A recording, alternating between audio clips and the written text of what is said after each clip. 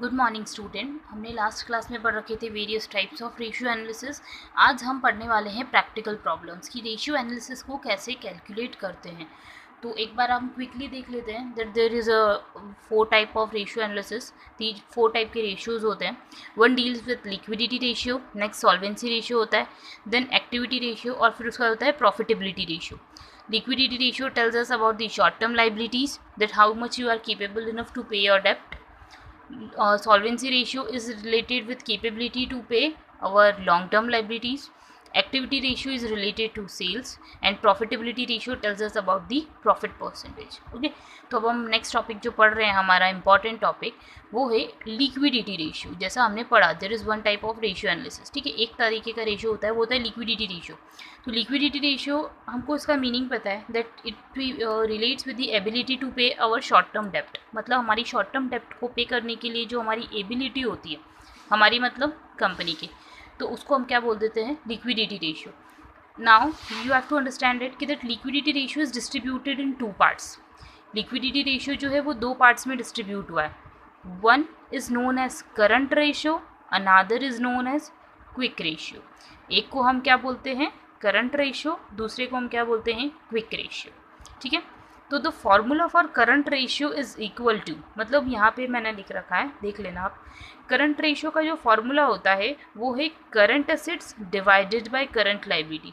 Student, आपको एक चीज़ ध्यान रखनी है कि जब भी हम रेशियो कैलकुलेट करने वाले हैं तो हमको ये पता होना चाहिए कि एक कुछ नंबर होगा जिसको हम दूसरे नंबर से डिवाइड करने वाले हैं। ओके, सो करंट रेशियो का फॉर्मूला बहुत सिंपल है, current assets divided by current liabilities. Current ratio का ये हो गया हमारा फॉर्मूला। ओके, नेक्स्ट हम बात करते हैं क्विक रेशियो की। तो क्विक रेशियो का फॉर्मूला होता है quick assets divided by current liability. Quick ratio का फॉर्मूला क्या होता है, quick assets divided by current liability. बहुत सिंपल है, लिक्विडिटी रेशियो में सिर्फ 2 ही रेशियो कवर होते हैं। ओके, तो I should tell you one more time कि लिक्विडिटी रेशियो कितने टाइप्स के होते हैं, 2 टाइप्स के, या फिर हम बोल सकते हैं कि वो 2 पार्ट्स में डिस्ट्रीब्यूटेड है। One deals with current ratio, another deals with quick ratio. Current ratio का फॉर्मूला बहुत सिंपल है, current assets divided by current liability. Current ratio आप इजीली ध्यान रख सकते हैं कि करंट रेशियो मतलब यहाँ पे जो दोनों चीज़ें क्या होने वाली है, करंट। ओके, असेट्स क्या है, करंट, और लायबिलिटीज़ भी क्या है, करंट। ओके, नेक्स्ट है हमारा क्विक रेशियो। क्विक रेशियो का फॉर्मूला होता है क्विक असेट्स। ठीक है, अब यहाँ पे हमने रेशियो कौन सा लिया, क्विक, तो अब हम असेट्स भी कौन से लेंगे, क्विक, और लायबिलिटीज़ कौन सी होगी, करंट। तो लायबिलिटीज़ हमेशा कौन से होने वाली है, करंट ही होने वाली। ओके स्टूडेंट, आपने करंट एसेट्स पढ़ रखा होगा, क्या होता है करंट लायबिलिटीज़, क्या होता है ये पढ़ रखा होगा, और हमने लास्ट क्लास में डिस्कस भी करा था। Now we have to talk about the quick assets. Quick assets क्या होता है, तो there is a minute difference between current assets and quick assets. दोनों के बीच में एक माइन्यूट सा डिफरेंस होता है, और वो डिफरेंस इज दैट कि हम स्टॉक और प्रीपेड से रिलेटेड होता है। मतलब कि अगर हमको क्विक एसेट्स कैलकुलेट करना है, here I have written the formula for quick assets. Quick assets is equal to current assets minus stock minus prepaid. Okay, current assets में से हम 2 चीज़ों को कंसिडर नहीं करते हैं, 2 चीज़ों को माइनस कर देते हैं, स्टॉक को और प्रीपेड को, then what we get quick assets. Okay, तो current assets minus stock minus prepaid expenses, उसको हम क्या बोलने वाले हैं, क्विक एसेट्स बोलने वाले हैं। Is it clear to you? I think I had been clear to you. मैं आपको बता चुकी हूँ, ये चीज़ आपको समझ में आ गई होगी। सिर्फ बहुत सिंपल सी चीज़ है स्टूडेंट। अब जो आपको समझने वाली चीज़ है, ये फॉर्मूला तो हर स्टूडेंट रट लेगा, कोई भी स्टूडेंट होगा वो इजीली इस फॉर्मूले को रट लेगा। पर ये स्टूडेंट, आपको ये जो ध्यान रखने वाली चीज़ है वो ये है कि ये फॉर्मूले में से हमने स्टॉक और प्रीपेड माइनस क्यों करा, क्या रीज़न था इसके पीछे। ओके, तो the reason behind is that कि करंट एसेट्स मतलब क्या होता है, तो current assets provide us the cash with in an accounting year. मतलब अगर मान लो, जस्ट अज्यूम हमारी कंपनी आज लिक्विडेट हो रही है, तो हम इजीली उससे उतना अमाउंट रिकवर कर सकते हैं आज की डेट पर ही, उसको हम बोलते हैं क्या, current assets, easily converted into cash. ठीक है, सो सेम वे में, बट अगर आप बात कर रहे हो आपकी कंपनी लिक्विडेट होने वाली है, आपकी कंपनी ख़त्म होने वाली है, तो आपकी कंपनी के पास जब असेट्स होंगे, करंट असेट्स होंगे, तो उसमें स्टॉक भी होगा, और डेफिनेटली आपने कुछ प्रीपेड एक्सपेंसेस कर रखे होंगे, वो भी होंगे। तो इन case of winding up of a company, जब कंपनी वाइंड अप होती है, जब कंपनी बंद होती है, उस कंडीशन के अंदर हम करंट असेट्स सारे सोल्ड करके कैश जनरेट कर सकते हैं, but we can not assure कि हम स्टॉक जितना हमारे पास बुक वैल्यू है उतना ही हमको रियलाइज़ होगा। ठीक है। जस्ट अज्यूम एक कोई कंपनी है वो लिक्विडेट हुई तो उसके पास 1 लाख रुपीज़ का स्टॉक था, तो कैन यू अश्योर मी कि आपको रिटर्न में भी 1 लाख रुपीज़ ही मिलेंगे as it had been mention in your book value? नहीं मिल सकते ना, क्योंकि लिक्विडेट हो रही है कंपनी, सीधी सीधे प्राइस हमको कम मिलने वाला है, हम ये अश्योर नहीं कर सकते कि हमको इतना ही प्राइस मिल पाएगा। ओके, इसलिए ये रीज़न है स्टॉक को कंसिडर नहीं करने का। आपको क्लियर हो गया? Next is related with prepaid expenses, कि हमने प्रीपेड एक्सपेंसेस को क्यों माइनस किया। तो the reason behind deducting prepaid expenses is that कि हमको ये कंसिडर करना है कि प्रीपेड एक्सपेंसेस जो होते हैं वो जनरली नॉन रिफंडेबल होते हैं। मतलब जस्ट आप एक एग्जांपल लो, आप आइडिया का नेट चलाते हो, ठीक है, आइडिया की आपके पास एक सिम है, अब उसमें आप क्या करते हो 3 मंथ्स का रिचार्ज करते हो। आपने 3 मंथ्स का रिचार्ज करा तो it would be your prepaid recharge, उसको आप क्या बोलते हो, प्रीपेड रिचार्ज, क्योंकि आपने आने वाले 3 मंथ्स के लिए पहले से ही पैसे पे कर दिए, इसके बाद आप अपना एक्सपेंडिचर इनकर्ड करो। बट क्या होता है कि आपको आइडिया की कंपनी, आपने 1 मंथ यूज़ करा, आइडिया की कंपनी आपको जमी नहीं, आपको अच्छी नहीं लगी, तो यू आर थिंकिंग कि I have to switch to another company, आपने दूसरी कंपनी में स्विच करने के बारे में सोचा।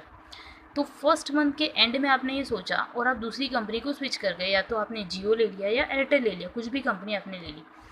बट आप ये अश्योर कर सकते हो क्या जो 2 मंथ का आपने एडवांस पेमेंट करा था आपको आइडिया कंपनी रिफंड करेगी? No, we can not assure it ना, ठीक है। तो यही रीज़न होता है that in case of winding up of a company भी अपने एसेट्स वाइंड अप करती है। तो जब वाइंड अप होती है कंपनी, उस कंडीशन में if company had paid some type of prepaid expenses then they would not be recoverable. Okay, तो उनको हमको रिफंड रिसीव नहीं हो पाएगा, so we can not consider it in a current asset. Okay, तो इसलिए हम उसको करंट एसेट्स में कंसिडर नहीं करते हैं, हम उसको बोलते हैं कि अच्छा जब हम क्विक एसेट्स में कंसिडर नहीं करते हैं और हम करंट एसेट्स में से उन दोनों को क्या कर देते हैं, deduct. Had been clear to you student? आपको जो ध्यान रखने वाली चीज़ है इंपॉर्टेंट, अगर मैं एग्जाम पॉइंट ऑफ व्यू से बोलूँ तो आपको करंट एसेट्स और करंट लाइबिलिटीज़ पता होनी चाहिए, क्योंकि आपको करंट रेशियो निकालना है, and you have perfect knowledge about the quick assets and current liability, क्योंकि आपको क्विक रेशियो निकालना है। एग्जामिनर आपसे ये नहीं पूछेगा कि स्टॉक माइनस क्यों करा, प्रीपेड माइनस क्यों करा, बट ये आपको पता होना चाहिए। एज ए स्टूडेंट आप अकाउंट्स पढ़ रहे हो तो आपको इतना नॉलेज होना चाहिए कि हम कोई चीज़ डिडक्ट क्यों कर रहे हैं, कोई चीज़ ऐड क्यों कर रहे हैं। ओके, सो अब हम स्टार्ट करते हैं हमारे प्रैक्टिकल। अब स्टूडेंट एक चीज़ ध्यान रखिएगा, हम थोड़ा पढ़ेंगे अगर करंट रेशियो क्विक रेशियो के बारे में, तो आप उसके फॉर्मूले हैंड टू हैंड लर्न कर लीजिएगा, अदरवाइज बहुत डिफिकल्टी आएगी। बहुत सारे फॉर्मूले हैं इस चैप्टर के अंदर, और इस चैप्टर में से क्वेश्चन भी प्रैक्टिकल फॉर्म में आते हैं, तो आप इस चीज़ को ध्यान रखिएगा, ठीक है।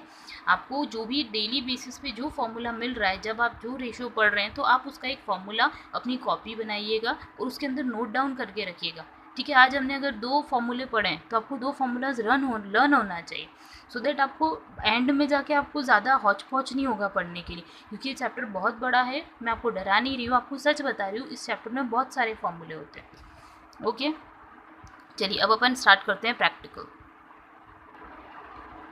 ओके स्टूडेंट, तो हम यहाँ पे अलग अलग टाइप के क्वेश्चंस पढ़ेंगे कि कितने टाइप के क्वेश्चन आते हैं। तो बहुत इजी होगा अगर आप टाइप वाइज पढ़ेंगे तो, वरना एक साथ हम क्वेश्चन करेंगे तो आपको समझ नहीं आएगा। तो फर्स्ट हम स्टार्ट करते हैं इजी क्वेश्चन से। ओके, तो जस्ट अज्यूम यहाँ पे क्वेश्चन दे रखा है, if current assets of a firm are ₹2 lakh and current liability is of ₹1 lakh. Okay, current assets हमारे पास 2 लाख रुपीज़ के हैं and current liabilities are of ₹1 lakh, so you have to calculate current ratio. Student, आपको सोल्यूशन करने का वे आना चाहिए कि आपको कैसे प्रेजेंटेशन करना है। ओके, जैसा आपको दिख रहा है, सबसे पहले आप ये सोचिए कि एग्जामिनर ने आपसे पूछा क्या है, क्वेश्चन क्या है। क्वेश्चन इज दैट कि you have to calculate current ratio. तो first you have to mention, हम सोल्यूशन स्टार्ट कर रहे हैं, current ratio is equal to question mark, या फिर आप ये लिख सकते हैं करंट रेशियो आपको पता नहीं है, you have to calculate it. Next you have to mention what had been given in your question, आपको क्वेश्चन में क्या क्या दे रखा है आपको वो मेंशन करना है। ओके, तो if once more reading we can get it कि if current assets of a firm are ₹2 lakh, मतलब हमको किसकी इन्फॉर्मेशन दे रखी है, करंट असेट्स की, और कितनी दे रखी है, 2 लाख रुपीज़। तो we have to just mention it कि current assets is equal to ₹2 lakh. Next अगर हम पढ़ते हैं तो हमको पता पड़ता है that current liabilities are of ₹1 lakh, तो we have to mention current liability is equal to ₹1 lakh. Okay, अब ये हमको गिवन था, हमको निकालना है करंट रेशियो, तो हम सिंपल तरीका है करंट रेशियो का फॉर्मूला लिखते हैं। Formula is that current ratio is equal to current assets divided by current liability. Okay, next step में हम गए, करंट एसेट्स हमको दे रखे हैं क्या क्वेश्चन में, यस 2 लाख रुपीज़ के, तो we have to mention here 2 lakh rupees. Current liability 1 lakh की है तो वो मेंशन किया। 1 2 3 4 5, 1 2 3 4 5, ये 5 0 से 5 0 कैंसिल, अल्टीमेटली आंसर हमारा कितना आ गया 2:1। क्या आ गया 2:1। स्टूडेंट एक चीज़ आप ध्यान रखिएगा, ठीक है, जब भी आंसर इस फॉर्म में आता है, मतलब जैसे हमने लिखा 2:1 या फिर हम लिखते हैं 3:2 या लिखते हैं 4:3, मतलब जब हम न्यूमरेटर और डिनोमिनेटर की फॉर्म में अपना रिजल्ट डिराइव करते हैं, आई एम रिपीटिंग इट, जब हम आंसर को न्यूमरेटर और डिनोमिनेटर की फॉर्म में डिवाइड रिजल्ट को मिलता है जब हमको क्वेश्चन सॉल्व करने पे, तो उसको हम क्या बोलते हैं, प्रोपोर्शनेट रेशियो। क्या बोलते हैं हम इसको, proportionate ratio. It is known as proportionate ratio. तो हमारा करंट रेशियो क्या हो जाता है 2:1। ये बहुत ही सिंपल तरीका था, ये हमारा टाइप 1 से related. Next we have to move on to next type, जो अगली टाइप है हम उससे रिलेटेड क्वेश्चन करते हैं। स्टूडेंट ये टाइप 2 है, ओके। तो अब यहाँ पे भी सेम क्वेश्चन है, मतलब चेंज हुआ है फिगर बट क्वेश्चन सेम है। Calculate current ratio if current assets are ₹9 lakh and current liabilities are ₹2 lakh, है ना। अब हमको निकालना क्या है करंट रेशियो, तो सबसे पहले हम सोल्यूशन स्टार्ट करते हैं। वो तो हम लिख लेते हैं सबसे पहले कि जो हमें गिवन है, ओके। तो current assets is equal to 9 lakh rupees, current liabilities is equal to 2 lakh rupees. तो हमारा क्वेश्चन यहाँ पे अब हमको एग्जाम में ये होता है टाइम सेव करने का कॉन्सेप्ट। आप ये भी सीखते जाएंगे अभी कि टाइम कैसे सेव करना है, वरना एक स्टूडेंट 4 to 5 टाइम्स क्वेश्चन पढ़ते हैं और उन्हें समझ में नहीं आता है। बट हम जैसे जैसे क्वेश्चन पढ़ेंगे हमको जो जो लगेगा इंपॉर्टेंट कि अच्छा ये फिगर हमको दे रखा है, वो फिगर हमको दे रखा है, तो we have to just mention it. तुमको बार बार क्वेश्चन नहीं पढ़ना पड़ेगा। Is it clear, okay. तो हमने देखा कि करंट असेट्स दे रखी हैं, करंट लायबिलिटीज दे रखी है, and we have to calculate current ratio. तो हम लिख देते हैं current ratio is equal to question mark. तो अब हमको क्या करना पड़ेगा, फॉर्मूला लिखना पड़ेगा। तो formula of current ratio is equal to current assets divided by current liability. Same way में we have to pick the value and put the value. पहले हम दिखेंगे क्वेश्चन में, पिकआउट करेंगे वैल्यू क्या है। तो value is ₹9 lakh of current assets. तो करंट असेट्स की जगह we have to mention 9 lakh rupees, and then for current liability we have to mention 2 lakh rupees. हमने कैंसिलेशन किया 1 2 3 4 5, 1 2 3 4 5 कैंसिल। अल्टीमेटली आंसर कितना आया 9:2। बहुत सारे स्टूडेंट ये गलती करते हैं, आंसर लिख देंगे वो एग्जाम में कि भैया हमारा सोल्यूशन हुआ है and answer is 9:2, but you have not to write that way. आपको इस तरीके से आंसर नहीं लिखना है, मतलब आपको इस आंसर को पूरा लिखना है, मतलब आपको पूरा डिवाइड करना है। अल्टीमेटली जब तक आपको डिनोमिनेटर में 1 रिसीव नहीं हो जाता, तो अब 2 को हम कैसे डिवाइड करेंगे, 9 से डिवाइड करेंगे। तो सिंपल, आप लोग इतना तो मैथ्स जानते ही हैं कि 4.5:1 आंसर हो जाएगा। तो आज जो हमने एक इंपॉर्टेंट चीज़ सीखी वो ये थी that for calculation of any type of ratio, अगर हम कोई सा भी रेशियो कैलकुलेट कर रहे हैं, so the thing which we have to consider in मारा माइंड कि we have to write all things which had been given in our question. जो जो हमको क्वेश्चन में दे चुके हैं एग्जामिनर, वो सारी चीज़ें हमें मेंशन करनी है। फिर जो चीज़ हमें कैलकुलेट करनी है वो हमको लिखना है कि अच्छा चलो हमें ये कैलकुलेट करना है। और थर्ड और मोस्ट इम्पॉर्टेंट थिंग, स्टूडेंट आपको ये बस पता होना चाहिए कि रेशियो क्या है, या फिर आपको करंट रेशियो अगर पूछा है तो आपको उसका फॉर्मूला पता होना चाहिए, द मोस्ट इंपॉर्टेंट थिंग।